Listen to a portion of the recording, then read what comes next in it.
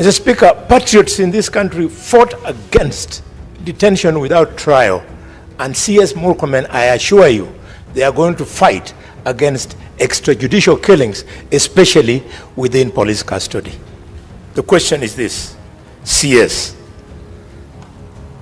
the Deputy Inspector of Police, Mr. Eliud Lagat, went against the provisions of Chapter 6 of the Constitution, went against the provisions of the National Police Act, specifically Section 17, and in general, the Leadership and Integrity Act. You, as a member of the National Security Council, where you sit together with the IG, both of you are present here. Why have you found it difficult to advise the necessary authorities that Eliud Lagat be dismissed from service?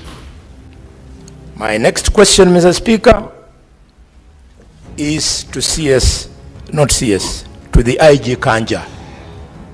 IG Kanja, Kenyans who know you, we have a lot of respect for you, because you are the officer, unknown to some people, who defeated the terrorists at Dusit 2 Hotel.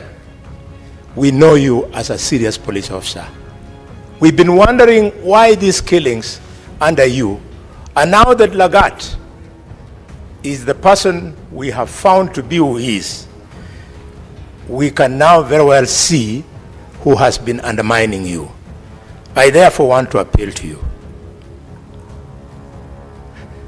Tell this country, a spokesman by the name of Mushiri Nyaga, the police spokesman,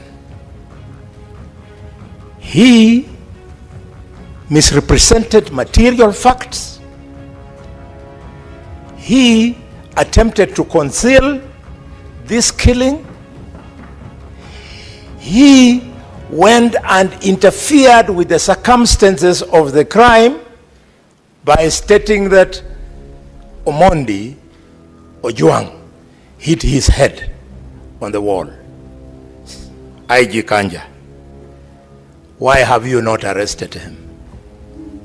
He has information which in his statement under arrest will help to point fingers at who gave him this deliberate statement so as to do what I have said above.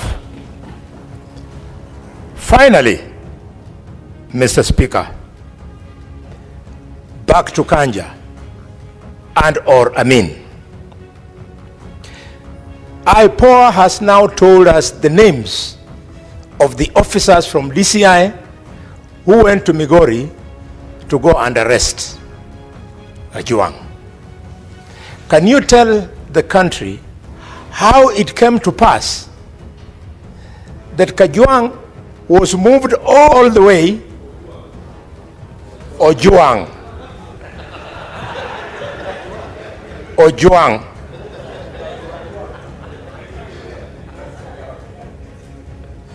that Ojwang was moved all the way, hundreds of kilometers, contrary to the provisions of normal procedure that would have required that he be taken to the nearest police station in the jurisdiction where he committed, quote unquote, the said crime, and that if he needed to be moved, a magistrate needed to give permission for him to be moved all the way to Nairobi.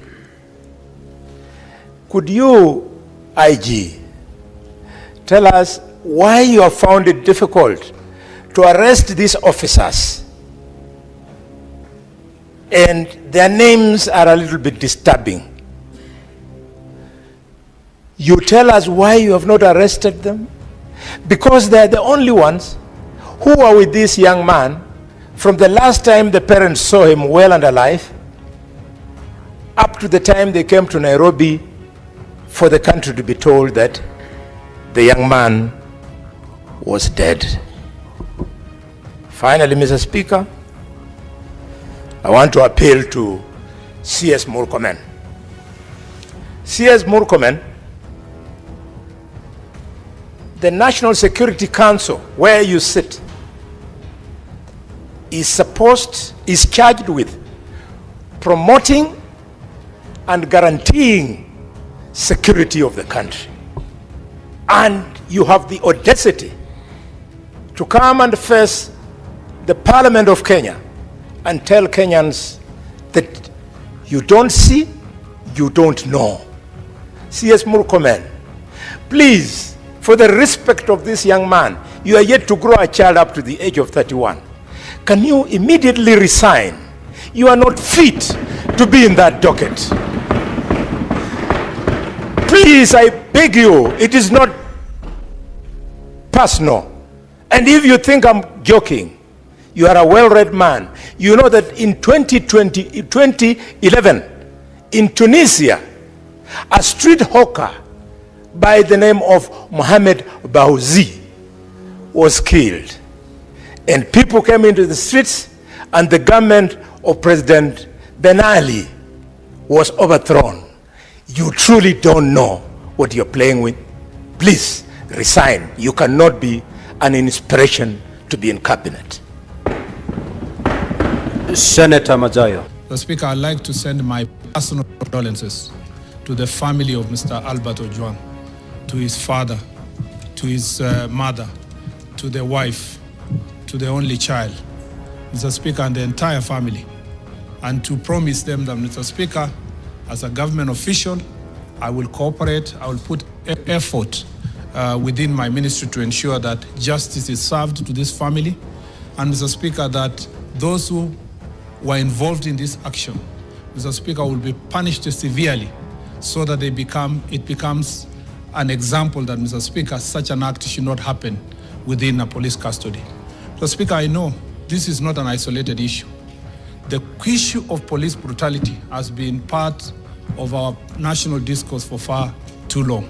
Mr. Speaker, yesterday there was no mechanism for holding police officers accountable.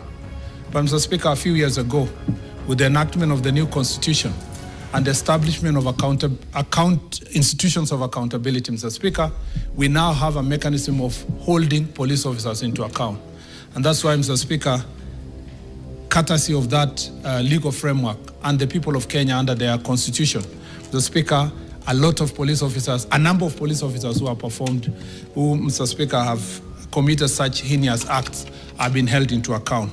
And, Mr. Speaker, we all remember that in 2013, there was the case, Mr. Speaker, of Mr. Martin Kome, who was killed in the same manner like Mr. Albert Ojwang. And, Mr. Speaker, he was brought, the suspect was brought to justice because of this accountability. We know that there is a process of accountability on the case of Baby Pendo. We also know, Mr. Speaker, that the murder of my friend Wakili Kimani in 2016, again, those who performed that act were brought to justice, Mr. Speaker.